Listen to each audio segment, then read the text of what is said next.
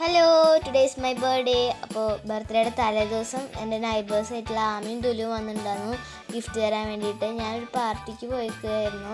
വരുന്ന സമയത്ത് പോപ്പറൊക്കെ പൊട്ടിച്ചിട്ട് ഭയങ്കര സർപ്രൈസ് ആക്കി.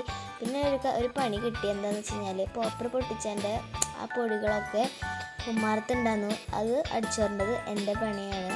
അത് കാരണം കുറച്ച് ടാസ്ക്കായിരുന്നു. ഗിഫ്റ്റ് തന്ന ആമിക്കും തുലുവിനും ഒക്കെ താങ്ക് യു.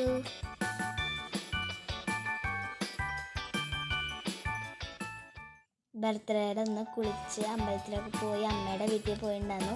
അമ്മയുടെ വീട്ടിലേക്ക് പോയി കഴിഞ്ഞ് കഴിഞ്ഞാൽ അമ്മയ്ക്ക് ജോലി ഉണ്ടായിരുന്നു. അത് കാരണം അമ്മയുടെ വീട്ടിലേക്ക് പോയി. പിന്നെ അമ്മാമ്മയുടെ വക ഒരു ചെറിയൊരു സദ്യയും പായസമൊക്കെ ഉണ്ടായിരുന്നു. പിന്നെ ഈ ഇട്ട ഡ്രസ്സ് അച്ചാച്ചനും അമ്മാമ്മയും കൂടിയിട്ട് മേടിച്ചതാണ്.